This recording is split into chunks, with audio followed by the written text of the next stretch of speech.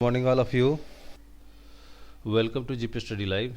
GP study live में आपका स्वागत है। चलिए शिक्षक संबंधी और शिक्षा जगत की तमाम समाचार पत्र लेकर के उपस्थित हैं और साथ ही साथ अन्य खबर भी हैं देश दुनिया की। तो चलिए हम शुरू करते हैं। SC/ST आबादी वाले क्षेत्र में खुलेंगे मॉडल आवासीय विद्यालय। अगले हेडलाइंस देखते हैं। अगली हेडलाइन है शिक्षकों के प्रशिक्षण से बढ़ेगी स्कूलों की गुणवत्ता। साथ ही साथ आपको कह दें कि इस चैनल पर आप अगर नए हैं तो इस चैनल पर जीपी स्टडी लाइव को आप प्रेस करें, बेल आइकन को भी प्रेस कर दें, कमेंट करें और लाइक सब्सक्राइब जरूर कर दें, शेयर भी कर दें। इस पर हम वैकेंसीज और आपके काम की खबर भी लेकर के आते हैं। अगली हेडलाइंस है प्रधानमंत्री के साथ परीक्षा पर चर्चा के लिए कल से शुरू होगा छात्रों अभिभावकों का पंजीकरण। तो जो भी बच्चे हैं, नए बच्चे हैं, उनको प्रधानमंत्री के साथ जो वार्ता होगी उसमें पंजीकरण अवश्य करें। उनसे उनके अंदर मोटिवेशन मिलेगी तो उनसे उनके अंदर आगे बढ़ने की साहस और ललक भी बढ़ेगी। देखते हैं अगली हेडलाइंस क्या है। अगली हेडलाइंस है कि राज्य के 15 स्कूलों का चयन अगले माह से शुरू हो जाएगी पढ़ाई और डिजिटल होगा स्टडी मटेरियल। लैपटॉप और प्रोजेक्टर से पढ़ेगी सरकारी स्कूल के बच्चे। पटना जिले के चयनित स्कूल प्रखंड संपतचक, यहाँ पे बहुत सारे स्कूल्स दिए हुए हैं। तो यहाँ पर लैपटॉप और प्रोजेक्टर से आप डिजिटल की दुनिया में बिहार भी अपना कदम आगे बढ़ा रहा है। अगले हेडलाइंस देखते हैं। तो MDM योजना के बारे में आप जानते होंगे, MDN मध्याह्न भोजन योजना, और जिसको मिड डे मील भी कहते हैं। तो ये सरकारी स्कूल के सभी बच्चों को पोषण आहार के लिए जो है ये योजना चलाई जाती है। केंद्र और राज्य सरकार की भूमिका होती है इसमें। तो हमारे सूबे के 80,000 स्कूलों में अक्षय पात्र जो है एक फाउंडेशन है, अक्षय पात्र, जो बिहार सरकार के शिक्षा विभाग से टाई अप किया है। अब वो भोजन परोसने का काम भी शुरू करेगी और इसे बेहतर परफॉर्मेंस मिलने के बाद इसे पूरे बिहार में भी लागू किया जाएगा। तो अक्षय पात्र परोसेंगे बच्चों को भोजन। शिक्षकों को MDM से मिलेगा छुटकारा। मेन्यू के अनुसार ही दिया जाएगा भोजन। तो जितने भी मेन्यू हैं उसको इम्प्लीमेंट किया जाएगा स्कूलों में और बच्चों के बीच। अगली हेडलाइंस देखते हैं। सरकार की एक योजना है, अभी बीजेपी की सरकार है पूरे भारत में, केंद्र सरकार में। तो एक देश एक मतदाता सूची का योजना सरकार चाहती है। उसके साथ जो भी बेनिफिट है वो जिसके पास UID आधार कार्ड है उससे लिंक करके जो अदर बेनिफिट है उसको मिल सके। देखते हैं अगली हेडलाइंस क्या है। बिहार सरकार में तबादले की IAS और IPS रैंक के जो हैं, IAS रैंक के जो सचिव रैंक के हैं उन्हें तबादले की जो है प्रक्रिया चल रही है, जिसमें त्रिपुरारी शरण की सेवानिवृत्ति के बाद भी मुख्य सचिव रैंक में फ़िलहाल किसी की पदोन्नति नहीं हुई है। और बिहार के अभी 197 IAS अधिकारी जो हैं उन्हें, तो 197 IAS अधिकारी जो है मुख्य सचिव के रूप में 13 प्रधान सचिव 11 हैं और सचिव रैंक में 28 अफसर हैं। वहीं विशेष सचिव, संयुक्त सचिव, अपर सचिव, कन्या पद और परिचयमान IAS अधिकारी की संख्या जो है 145 है। तो के पाठक के आने के बाद मुख्य सचिव रैंक में 13 अधिकारी और शीर्ष वेतनमान के बिहार में 12 ही पद हैं। 31 दिसंबर को 5 अन्य IAS होंगे सेवानिवृत्त भी। अगली हेडलाइंस देखते हैं। अगली हेडलाइंस है करोड़ों यूजर्स को UIDAI का तोहफा मिलेगा, यानी unique identification authority of India जो आधार बनाती है पूरे भारत में। तो जो भी आधार कार्ड धारक हैं उनके लिए एक अच्छी खबर है। इसके डिटेल्स हम लोग देखेंगे। देखते हैं हेडलाइंस। अगली हेडलाइंस क्या है। अगली हेडलाइंस है कि जो बैंक का काम है, किन्हीं व्यक्ति को अगर बैंक से संबंधित कोई भी काम है तो जनवरी में 16 जनवरी के दिन बैंक जो है वो बंद रहेंगे। अगर किसी तरह का काम है तो वो पहले ही निपटा लें। तो बैंकों में आपको कामकाज वो ठप रहेगा। नया साल शुरू होने में अब कुछ ही दिन बचे हैं। देखते हैं अगली हेडलाइंस क्या है। अगली हेडलाइंस है कि ड्राइविंग लाइसेंस के लिए टेस्ट का झंझट अब ख़त्म होगा। तो अब ड्राइविंग लाइसेंस से जुड़े जो बाइक और ऑटोमोबाइल गाड़ी रखते हैं, जो टू व्हीलर फोर व्हीलर रखते हैं, तो उनके लिए एक अच्छी खबर है कि ड्राइविंग लाइसेंस के लिए टेस्ट का झंझट अब ख़त्म होगा। और कोई ड्राइवर लाइसेंस लेना चाहते हैं और बाइक खरीदना चाहते हैं तो उनके लिए एक अच्छी खबर है। एक सर्टिफिकेट पर बन जाएगा उनका DEL, यानी गाड़ी चलाने वालों के लिए एक काम की खबर है। तो ड्राइविंग लाइसेंस पाने के लिए अब आपको ओरिजिनल ट्रांसपोर्ट ऑफिस RTO की चक्कर लगानी नहीं पड़ेगी। इसकी डिटेल्स भी हम देखेंगे। अगली हेडलाइंस देखते हैं। अगली हेडलाइंस है कि दूसरी और प्रिकॉशन डोज के बीच 9 माह का अंतर होगा। तो जो भी कोरोना की सुई फर्स्ट और सेकेंड सुई डोज लिए हैं तो उनके लिए खबर है कि दूसरी और वो प्रिकॉशन डोज के बीच 9 माह का अंतर जरूर रखें। इससे आपको इम्यूनिटी पावर बढ़ने में फ़ायदेमंद होगी, रोगों से लड़ने की क्षमता और शरीर को एडॉप्ट करने एडजस्ट करने में आपको फ़ायदेमंद होगा। तो इसी के लिए इसमें 9 माह का अंतर रखा गया है। इसके भी डिटेल्स हम लोग जानेंगे। और आप जान रहे हैं कि 300 प्लस जो है 318 या 365 के करीब जो है ओमिक्रॉन डेल्टा से या कोरोना से ज़्यादा पावरफुल है शक्ति। हालांकि इसके कोई निगेटिव इम्पैक्ट या निगेटिव केस नहीं आए हैं, बट अभी भी ये तेज़ी से फैलता जा रहा है। अगली हेडलाइंस देखते हैं हम लोग। अगली हेडलाइंस है कि आज से प्रखंड प्रमुख और जीप अध्यक्ष चुनाव का सिलसिला शुरू होगा। और 1 to 5 6 to 8 में आप जानते हैं कि मुखिया जो है 1 to 5 का सिलेक्शन और नियुक्ति पत्र देता है जब तक वो ओथ नहीं लेंगे, और 6 to 8 के लिए प्रमुख होते हैं, ऑथराइज होते हैं। तो जब तक वो शपथ ग्रहण नहीं लेंगे तब तक हम लोग को जितने भी अभ्यर्थी हैं 94,000 के में, जिसमें सेलेक्टेड चयनित विद्यार्थी हैं अभ्यर्थी हैं, उनको नियुक्ति पत्र नहीं मिलेगा। और भी बहुत सारे रीजंस हैं। तो आज के प्रखंड प्रमुख और जीप अध्यक्ष चुनाव का सिलसिला शुरू हो चुका है। उप प्रमुख और जिला परिषद उपाध्यक्ष चुनाव को लेकर भी जारी है जोर वोर और का खेल। और 27 दिसंबर से 3 जनवरी के बीच चुनाव कराया जाएगा।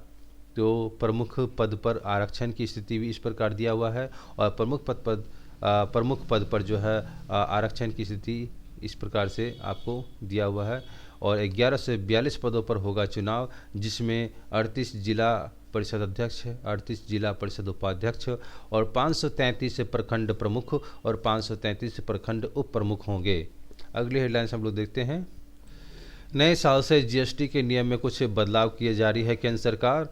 और बिना कारण बताओ नोटिस जारी किए अधिकारी कर सकेंगे अपनी कंपनी का परिसर का दौरा।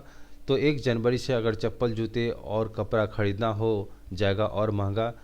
अगर कोई इस तरह के सामान अगर उपभोक्ता अगर ख़रीदना चाहते हैं तो वो पहले ख़रीद लें, क्योंकि 1 तारीख से इसके रेट जो हैं उसमें बदलाव किए जाएंगे। ई-कॉमर्स ऑपरेटर पर पैसेंजर ट्रांसपोर्ट या रेस्तरां सर्विसेज के माध्यम से प्रदान की जाने वाली सेवाओं को टैक्स भुगतान करने का दायित्व भी शामिल है इसमें। तो देखेंगे इसके भी डिटेल्स। देखते हैं अगली न्यूज़। अगली हेडलाइंस है कि बिहार में जो है कठिन रहे थे दरोगा परीक्षा की प्रश्न। कल जो है दरोगा की भर्ती के लिए जो परीक्षा पूरे बिहार में कराए गए और इसका कट ऑफ भी दिखेगा असर, क्योंकि BPSC ने इसके एग्ज़ाम को कंडक्ट करवाया था और 2213 पदों पर नियुक्ति के लिए चल रही थी प्रक्रिया। 57 केंद्रों पर राजधानी में आयोजित हुई थी दरोगा भर्ती परीक्षा। 2 पालियों में हुई थी। 1828 एवं 385 सर्जेंट के पद इसमें नियुक्ति के लिए शामिल थे। ऐसे आशंका जताई जा रही थी कि प्रश्न पत्र भी लीक होने की लीक हुई या अफवाह उड़ रही थी, लेकिन प्रशासन की तरफ से पूरी मुस्तैदी अपनाई जा रही थी। ऐसा किसी तरह का घटना नहीं आई है, बट इसके कटअप पर भी असर दिखेगा। देखते हैं अगले न्यूज़ क्या है हेडलाइंस। अगली खबर है कि अब घर बैठे ही बनवा सकेंगे आप जाति, आय और आवास प्रमाण पत्र। आवेदन करने के लिए सर्विस ऐप करना होगा डाउनलोड। तो आवेदन करने के लिए सर्विस ऐप एक ऐप्स का नाम है, वहाँ पे आप वो डाउनलोड करके आप इससे जाति, आवासीय और आय प्रमाण पत्र बनवा सकते हैं। तो 21 लाख से अधिक लोगों ने इस वर्ष किया है आवेदन। और 19,25,000 लोगों ने बनवाए प्रमाण पत्र। आरटीपीएस काउंटर पर लोगों को कम जाने पड़े, इसके लिए ऑनलाइन व्यवस्था की गई है। भविष्य में लोगों को 100% ऑनलाइन सुविधा उपलब्ध कराने का प्रयास किया जा रहा है। तो आप जान रहे हैं कि कोरोना के कारण भी और अन्य कारणों से बिहार भारत डिजिटल के क्षेत्र में आगे बढ़ रहा है। वैसे आरटीपीएस बिहार का प्रमुख सेवा है, आरटीपीएस की तरफ से जो संचालित किया जाता है हर ब्लॉक में। देखते हैं अगली न्यूज़ क्या है। अगला है न्यूज़ इंस्पायर अवार्ड स्कीम में जिले के 121 बच्चे चयनित हुए हैं। तो इंस्पायर अवार्ड मानकों का योजना 2021-2022 के लिए जिले के कुल 121 बच्चों का चयन हुआ। कक्षा 6 से 10वीं तक के बच्चों के लिए आवेदन लिया गया। इसमें 26 पचरुखी के तो बहरैया के गुटनी के एक बच्चे चयनित हुए। अगली हेडलाइंस देखते हैं। मौसम संबंधी भी घटनाएं जान लें कि जिलों में 29 और 30 दिसंबर को बारिश के आसार बढ़ेगी, ठंड बढ़ सकती है। और चूँकि नए साल के आगमन होते ही तो थोड़ी बहुत बारिश होती है और पश्चिमी विक्षोभ का भी कारण है जो राजस्थान की तरफ से हो रही है और मौसम विज्ञान की तरफ से ये पूर्वानुमान किया जा रहा है, तो बारिश होने की आसार है।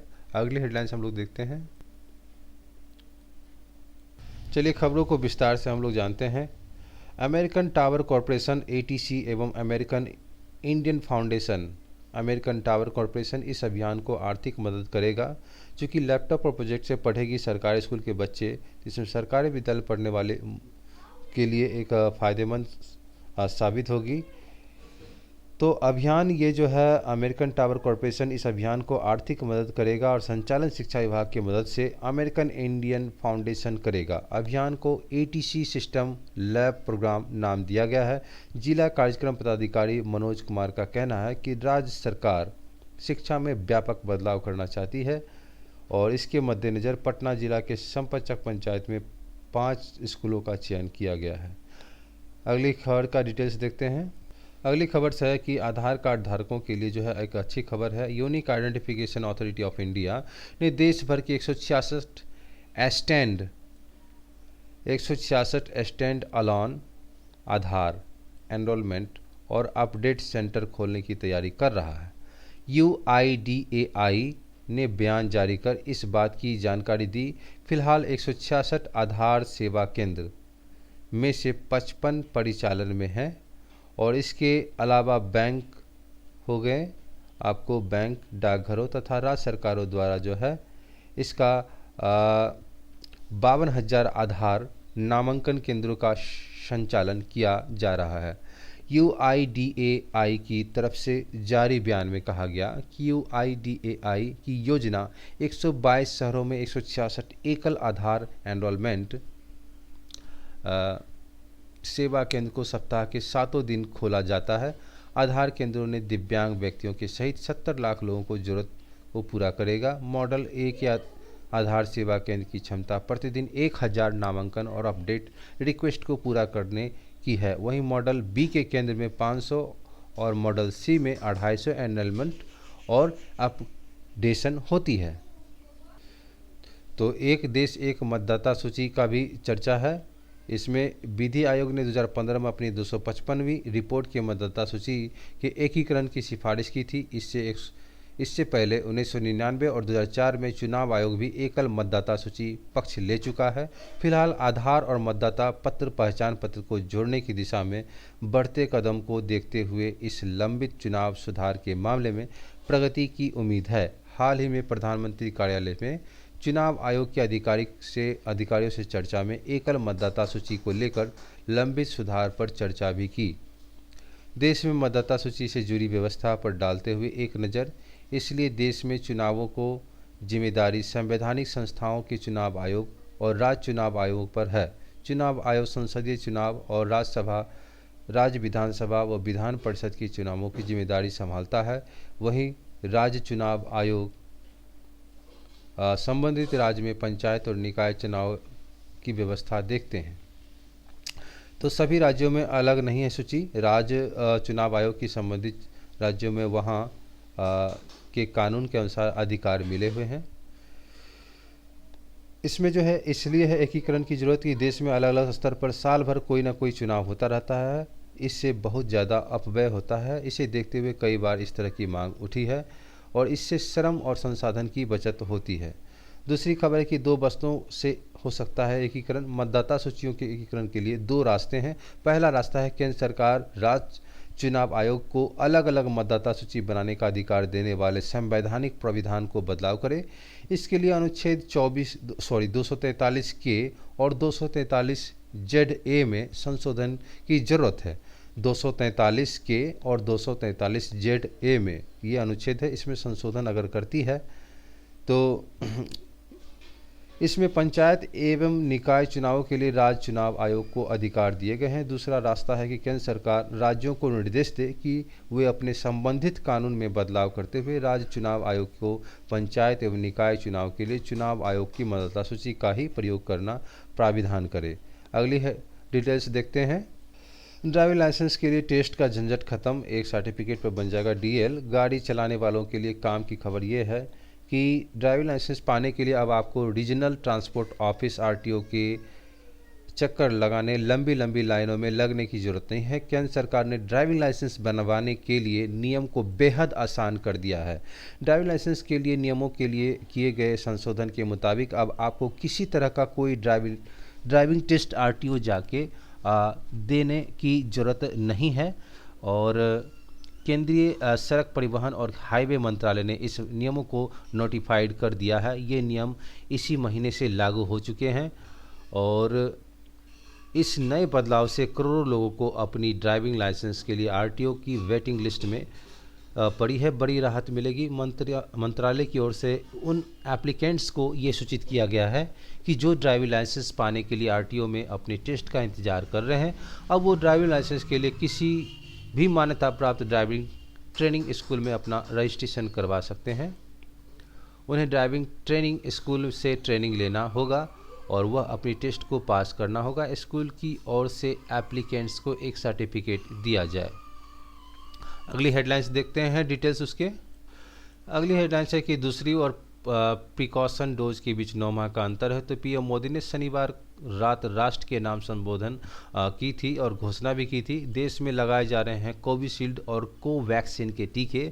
तो उन्होंने बताया कि भारत में कोरोना टीकाकरण के इस्तेमाल किए जा रहे हैं और कोविशील्ड और कोवैक्सीन के टीकों की दूसरी प्रिकॉशन डोज के बीच 9 माह का अंतर रखे। जल्द ही इस पर अंतिम फैसला लिया जाएगा। और PM नरेंद्र मोदी ने शनिवार रात टेलीविजन पर राष्ट्र के नाम संबोधन में घोषणा की थी कि 15 से 18 साल के किशोर को 3 जनवरी से कोरोना के टीके लगाए जाएंगे, जबकि हेल्थ केयर और फ्रंट लाइन वर्कर्स को 10 जनवरी से कोरोना टीके को प्रिकॉशन डोज लगाई जाएंगी। यह फैसला कोरोना के ओमिक्रॉन वेरिएंट के बढ़ते मामलों के मद्देनज़र लिया गया है। प्रधानमंत्री ने कहा कि प्रिकॉशन डोज 60 साल से अधिक उम्र के उन वरिष्ठ नागरिकों के लिए भी उनके डॉक्टर की सलाह पर उपलब्ध होगी जो विभिन्न बीमारियों से पीड़ित हैं। प्रिकॉशन डोज का आशय पूर्ण टीकाकरण करा चुके लोगों के लिए तीसरी डोज से, लेकिन प्रधानमंत्री ने इसके लिए सामान्यतः इस्तेमाल किए जाने वाले बूस्टर डोज शब्द के इस्तेमाल से परहेज किया है। सूत्रों ने बताया कि टीके की दूसरी और प्रिकॉशन डोज के बीच अंतर कर टीकाकरण प्रभाग और टीकाकरण पर राष्ट्रीय तकनीकी सलाहकार समूह NTAGAI विचार कर रहे हैं। बता दें कि देश के 61% से अधिक आबादी को टीके की दोनों डोज लग चुकी है। अगली डिटेल्स है कि आज से प्रखंड प्रमुख और जी उपाध्यक्ष का चुनाव सिलसिला शुरू हो चुका है। बिहार में चुने हुए 11,000 से अधिक पंचायत समितियों के सदस्यों और 1160 जिला परिषद आपको जो है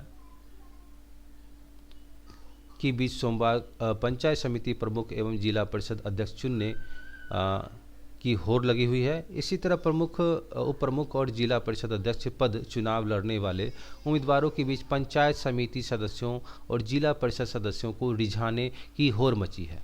चारों श्रेणी के पद के लिए 27 दिसंबर से 3 जनवरी के बीच चुनाव कराया जाएगा। इससे पहले रविवार को दिन भर गोलबंदी का सिलसिला चरम पर रहा। राज्य निर्वाचन आयोग की ओर से SDO प्रमुख वो उप प्रमुख पद का और डीएम को जिला परिषद अध्यक्ष का उपाध्यक्ष पद के लिए चुनाव संपन्न कराने की जिम्मेदारी दी गई है। चुनाव के मद्देनज़र सुरक्षा व्यवस्था की भी कड़ी कर दी गई है। पदाधिकारियों को निष्पक्ष होकर चुनाव संपन्न कराने का निर्देश दिया गया है। तो इसमें जो है प्रमुख पद अध्यक्ष की स्थिति इस प्रकार से दिया है: कुल पद अन्य SC ST पिछड़ा वर्ग, उसके बाद जो है यहाँ पर जिला, फिर कुल पद अन्य SC ST और पिछड़ा वर्ग, इस प्रकार से दिया गया है। तो सभी जिलों के जो है यहाँ पे जो है पद दिए गए हैं। तो टोटल 1142 पदों पर होना है चुनाव। 38 जिला परिषद अध्यक्ष होंगे, 38 जिला परिषद उपाध्यक्ष होंगे, 533 प्रखंड प्रमुख और 533 प्रखंड उप प्रमुख होंगे। उप प्रमुख और जिला परिषद उपाध्यक्ष चुनाव को लेकर जारी जोड़ तोड़ चल रहे हैं और 27 दिसंबर से 3 जनवरी के बीच चुनाव कराया जाएगा। तो आज 27 तारीख है और 3 जनवरी उसका लास्ट डेट है। अगली डिटेल्स देखते हैं। अगली डिटेल्स है कि 1 जनवरी से चप्पल और जूते और कपड़ा खरीदना हो जाएगा महंगा। तो नए साल से GST के नियम बदलाव किए जा रहे हैं। नोटिस जारी किए गए हैं, अधिकारी को कर सकेंगे परिसर का भी दौरा। तो 1 जनवरी से GST के कई बड़े बदलाव होने वाले हैं। इस बदलाव में ई-कॉमर्स ऑपरेटरों पर पैसेंजर ट्रांसपोर्ट या रेस्तरां सर्विस के माध्यम से प्रदान की जाने वाली सेवाओं पर टैक्स का भुगतान करने का दायित्व शामिल है। साथ ही फुटवियर और टेक्सटाइल सेक्टर में इन्वेंटेड ड्यूटी स्ट्रक्चर में सुधार भी इसी दिन से लागू हो पाएगा, जिसके बाद फुटवियर पर 12% GST लगेंगे। अभी यह दर 5% है। इसी तरह कॉटन को छोड़कर सभी टेक्सटाइल उत्पादों पर भी 12% GST, अभी 5%। इसी तरह कॉटन को छोड़कर सभी टेक्सटाइल उत्पादों पर 12% GST, अभी 5% है। और ऑटो रिक्शा चालकों द्वारा ऑफलाइन और मैनुअल मोड के माध्यम से प्रदान की जाने वाली पैसेंजर ट्रांसपोर्ट की सर्विस छूट जारी रहेगी। हालांकि किसी भी ई-कॉमर्स प्लेटफॉर्म के माध्यम से प्रदान की जाने वाली ऐसी सेवाओं पर 1 जनवरी से 5% टैक्स लगेगा। नए बदलाव के बाद स्विगी और जोमैटो जैसे ई-कॉमर्स ऑपरेटरों को 1 जनवरी से उनके द्वारा प्रदान की जाने वाली रेस्तरां सेवाओं पर GST चुकाना होगा। उन्हें ऐसी सेवाओं के संबंध में चालान भी जारी करना पड़ेगा। हालांकि इससे उपभोक्ताओं पर कोई बोझ नहीं पड़ेगा, क्योंकि इस समय रेस्तरां GST जमा कर रहे हैं और केवल जमा और चालान जुटाने के अनुपालन को अब फूड डिलीवरी प्लेटफॉर्मों पर स्थानांतरित कर दिया गया है। इन प्लेटफॉर्म को उत्तरदायी बनाने से कर चोरी पर अंकुश लगेगी। GST कानून में संशोधित के बाद अब अधिकारी बिना कारण बताओ नोटिस कंपनी के परिसर में आ सकते हैं। अगर फॉर्म में दिखाया गया टैक्स इनवॉइस में तो दिखाए गए चालान से कम GST अधिकारी रिटर्न भरने वाले व्यापारियों के खिलाफ कदम उठा सकते हैं। नेक्स्ट हेडलाइंस देखते हैं। दरोगा के संबंध में है। इसकी डिटेल्स ये हैं कि कठिन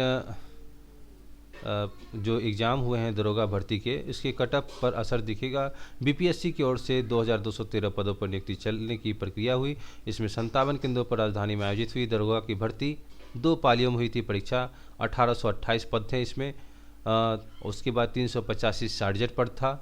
तो बिहार पुलिस अवर सेवा आयोग BPSC की ओर से दरोगा भर्ती के लिए रविवार को राज्य के विभिन्न जिलों में PT आयोजित की गई। 2213 पदों के लिए हुई परीक्षा प्रश्न पत्र कठिन थे। इसमें दरोगा के 1828 और सार्जेंट के 385 पद शामिल थे। प्रारंभिक परीक्षा के माध्यम से पद से 20 गुना अधिक अभ्यर्थियों का चयन किया जाएगा। पहले पाली की परीक्षा में सुबह 10 से 12 बजे और दूसरी दोपहर 2:30 से 4 बजे तक हुई। AN college, Bankipur girls high school, GD Pataliputra सहित राजधानी के 57 केंद्रों पर परीक्षा हुई। AN कॉलेजों पर परीक्षा देने पहुंचे सुमन, संजय, श्याम, अमित आदि ने बताया कि इस बार प्रश्न पैटर्न जो है बदला हुआ था। इसका सीधा असर कटअप पर ही दिखने वाला है। करंट अफेयर्स में ज़्यादा प्रश्न वर्ष 2019 और 2020 से भी पूछे गए। हर गलती पर 0.25 अंक नेगेटिव यानी 1/4 रही और ज़्यादा रिस्क लेने वाले बेहतर नहीं था। AN कॉलेज लगभग 2300 से अधिक अभ्यर्थियों का सेंटर था। हालांकि यहां 65% अभ्यर्थी ही परीक्षा देने पहुंचे थे। अभ्यर्थियों के अनुसार पूर्व की तुलना में इस वर्ष अधिक कठिन प्रश्न पूछे गए। इस वर्ष अवधारणा पर आधारित अधिक प्रश्न थे। फैक्ट के आधार पर कम प्रश्न दिखे। परीक्षा में इतिहास, भूगोल, राजव्यवस्था, विज्ञान आदि प्रश्न पूछे जाने की परंपरा रही है, लेकिन इस बार समाजशास्त्र तथा विश्व इतिहास से भी प्रश्न पूछे गए। समसामयिक में 2019-2020 से भी प्रश्न पूछे गए और परीक्षा विशेषज्ञ डॉक्टर ए रहमान ने बताया कि इस बार सामान्य का कटअप 65 से 68, ओबीसी 62 से 65, ईबीसी 59 से 62 और एससी 52 से 54, एससी एसटी के लिए 53 से 55, ईडब्ल्यूएस के लिए 60 से 62 तथा महिला का 40 से 45 तक रहने की अनुमान है। उन्होंने बताया कि जिन अभ्यर्थियों के एनसीईआरटी टेक्स्ट बुक आदि का गंभीरतापूर्वक अध्ययन किया होगा, निश्चित रूप से उसकी परीक्षा अच्छी गई होगी। नेक्स्ट देखते हैं। आरटीपीएस के काउंटर पर लोगों को कम जाना पड़ेगा, इसके लिए ऑनलाइन व्यवस्था की गई है और आप जो है आवेदन के लिए सर्विस ऐप डाउनलोड कर लेंगे और यहाँ पर जो है आपको यही डिटेल्स हैं। अंचल कार्यालयों में जाति आय आवास प्रमाण पत्र भरवाने के लिए लेकर जो भीड़ रहती है उसमें राहत मिलेगी। सोमवार को डीएम डॉक्टर चंद्रशेखर ने इस विषय पर अधिकारियों से साथ बैठक भी की है। अगली डिटेल्स देखते हैं। लॉ की जो परीक्षा होती है, लॉ का जो एडमिशन होता है, उसके लिए क्लैट जो है वो एक उसमें आवेदन होता है, उसके थ्रू आप एग्ज़ाम दे सकते हैं और लॉ में एडमिशन करवा सकते हैं। तो क्लैट 1 जनवरी से 31 मार्च तक ऑनलाइन आवेदन है। तो कॉमन लॉ एडमिशन टेस्ट इसको कहा जाता है, क्लैट कहा जाता है, कॉमन लॉ एडमिशन टेस्ट। तो ये आपके इसके थ्रू जो है आप लॉ की डिग्री प्राप्त कर सकते हैं और इसके कोर्स को आप पूरा कर सकते हैं अगर आप इस एंट्रेंस को पास कर लेते हैं तो कॉमन लॉ एडमिशन टेस्ट 2022 के लिए आवेदन की प्रक्रिया नए साल से शुरू हो जाएगी। CLAT consortium of national law university की ओर से जारी नोटिफिकेशन के अनुसार ऑनलाइन आवेदन 1 जनवरी से शुरू होगा और आवेदन की प्रक्रिया जो है 31 मार्च तक चलेगी। आवेदन फॉर्म में केवल consortiumofnlus.ac.in वेबसाइट से आप जो है ऑनलाइन फ़ी भी जमा कर सकते हैं और उसके बाद जो है परीक्षा जो है आपको ऑफलाइन होगी। क्लैट का आयोजन 8 मई 2022 को दोपहर 3 से शाम 5 बजे तक होगा।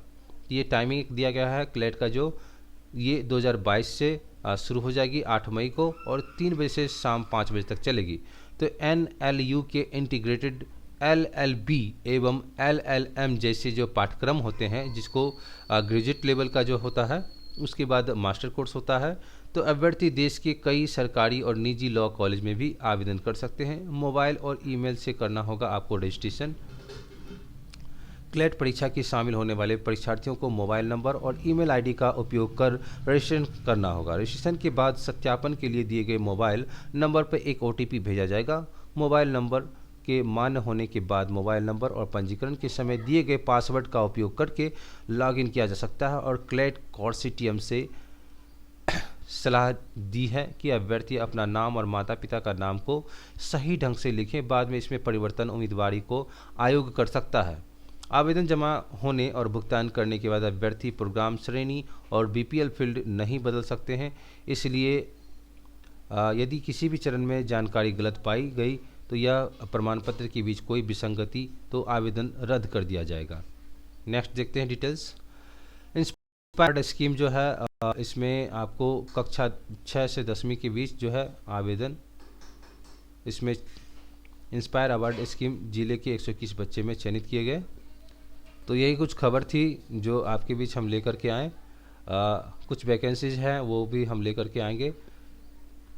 तो इस चैनल पर आप नए हैं तो इस चैनल को लाइक सब्सक्राइब तथा शेयर भी कर दें, बेल आइकन को प्रेस कर लें। मिलते हैं अगले वीडियो में, तब तक के लिए खुश रहें। धन्यवाद।